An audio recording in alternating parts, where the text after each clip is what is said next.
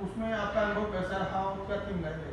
देखिए, हम लोगों का बहुत ही शुरू से जब हम एजुकेशन ले रहे थे तो अंतर्राष्ट्रीय चावल अनुसंधान केंद्र का पूरे विश्व की खाद्य सुरक्षा और गरीबी को मिटाने के लिए इसका एक बहुत बड़ा अपना एक महत्व था।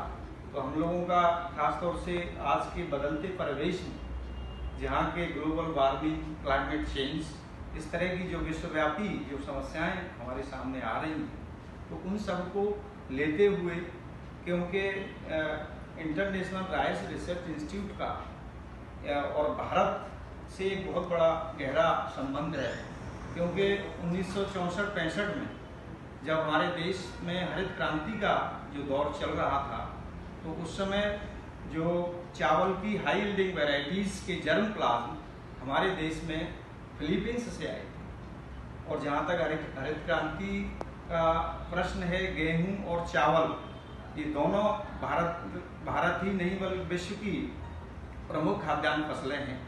गेहूं के जर्म प्लाज्म मैक्सिको से आए थे और चावल का फिलीपींस से है। तो हमारे देश की जो खाद्यान्नों के विषय में जो हमारा आत्मनिर्भरता को हमने जो है अचीव किया हुआ है, तो उसके लिए इर्री का जो हमारा विजिट था, तो उन्हीं सब चीज़ों को लेके और वहाँ पर हमने ये बहुत सारे नए नए एक्सपेरिमेंट्स जो चलाए जा रहे हैं, क्योंकि इर्री जो है उसमें 17 देशों में उसके जो है हेडक्वार्टर्स, मुख्य हेडक्वार्टर्स इर्री में है, जो कि लॉस बेनोस मनीला में है। और इसके अलावा जो 17 कंट्रीज हैं उनमें इसके रीजनल रिसर्च सेंटर्स हैं। तो हमारे देश में भी बनारस में जो है इंटरनेशनल राइस रिसर्च इंस्टीट्यूट का रीजनल सेंटर है। तो वहाँ पर हमने देखा कि जो बदलते जलवायु परिवर्तन के हिसाब से प्रेसिजन एग्रीकल्चर, न्यूट्रिएंट मैनेजमेंट में बहुत सारी चीज़ें एडवांस हो गई हैं। और ख़ासतौर से राइस एक ऐसी फसल है जिसमें मैक्सिमम नेचुरल रिसोर्सेज जैसे पानी है, सॉइल है, तो बहुत सारी चीज़ें बदल रही हैं। पानी की बहुत कमी है, जैसा हम सभी जानते हैं। हमारे देश में पूरे विश्व का लगभग जो है 4% पानी है, जिसमें से 2.5% समुद्र का जो खारी पानी है वो भी है, लेकिन वो हमारे किसी काम का नहीं है। तो आप ये मान सकते हैं 1 से लेके 1.5% तक टोटल हमारे पास पानी है।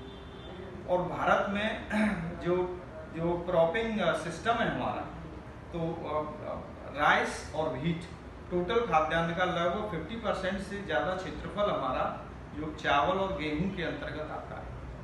तो आज हमने वहाँ पर ये देखा, तो वहाँ पर हमने देखा अपलैंड राइस किस तरह से हम जो है पानी का सेविंग जो कर सकते हैं, 70 से 80% पानी को हम बचा सकते हैं due to the efficient irrigation methods. इसके अलावा जो चावल, जो धान की फसल है, उसमें इंसेक्ट, पेस्ट एंड डिजीज़ का इंसिडेंस हो रहा है। तो वहाँ पर हमने देखा कि जो वैरायटीज़ इस तरह की डेवलप की जा रही हैं कि जिन पर इंसेक्ट और पेस्ट और डिजीज़ का मिनिमम इंसिडेंस होता है। इसके साथ ही मिट्टी अपने में एक समस्या है, क्योंकि पडलिंग की जो इसमें प्रोसेस है, पडलिंग के द्वारा मिट्टी के physical, chemical and biological properties वो डिस्ट्रॉय होता है। तो आज ऐसी तकनीकी जो है वहाँ पर हमने देखने को मिला है कि हम डायरेक्ट सोइंग अपलैंड राइस की वहाँ पर कर सकते हैं। अगर शोध का आरबीएस कॉलेज में फायदा देखें तो किस तरह आप करेंगे आगे? हाँ, इसका जो है हमने वहाँ पर बात किया हुआ है, इर्री के डायरेक्टर्स और जो ऑफिशियल्स हैं उनसे हमारी आगे वार्ता की शुरुआत हुई है। और हम ये चाहेंगे कि वहाँ से हमारे यहाँ भी वॉलंटियर सेंटर्स या कुछ रिसर्च ट्रायल्स, क्योंकि हमारा जो एग्रीकल्चर जो हमारे फैकल्टी है वो इंडिया में बहुत ओल्डेस्ट मानी जाती है। और ख़ासतौर से मैं जिस विभाग से हूँ, डिपार्टमेंट ऑफ एग्रोनॉमी, वो भारत का पहला डिपार्टमेंट है जहाँ से पीजी की क्लासेस शुरू हुआ। 1946 में जो है हमारे यहाँ से PG, post graduate in agronomy जो है शुरुआत हो गया था, जिसके फर्स्ट बैच के जो स्टूडेंट्स थे, आईसीआर के जो former DG ICR doctor OP Gautam, वो हमारे विभाग के फर्स्ट बैच के स्टूडेंट्स थे। तो ऐसी परिस्थितियों में हम तो इसको बहुत आगे एक अच्छा विद्यार्थियों के लिए खासतौर से, क्योंकि पीजी डिपार्टमेंट्स हैं हमारे, हॉर्टिकल्चर है, एग्रोनॉमी है, एएच एंडियरिंग है, एग्रीकल्चर एक्सटेंशन है, एग्रीकल्चर इकोनॉमिक्स है और जेनेटिक्स एंड प्लांट ब्रीडिंग्स हैं। तो डिफरेंट सेगमेंट्स के द्वारा हम लोग वहाँ पर उनसे कांटेक्ट में आगे रहने वाले हैं और उन चीज़ों को विद्यार्थियों के लिए, और जहाँ तक संस्था का सवाल है, क्योंकि हम सभी की एक सोशल रिस्पॉन्सिबिलिटी, समाज के प्रति हमारा एक उत्तरदायित्व है।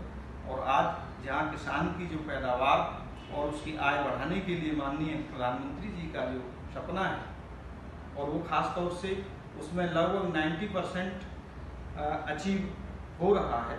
किसान की आय दोगुना होने की जो बात हो रही है, चाहे फार्मिंग सिस्टम्स के माध्यम से हो या पर हेक्टर प्रोडक्टिविटी को हमें किस तरह से बढ़ाना है और नेचुरल रिसोर्सेज को कंजर्व करना है।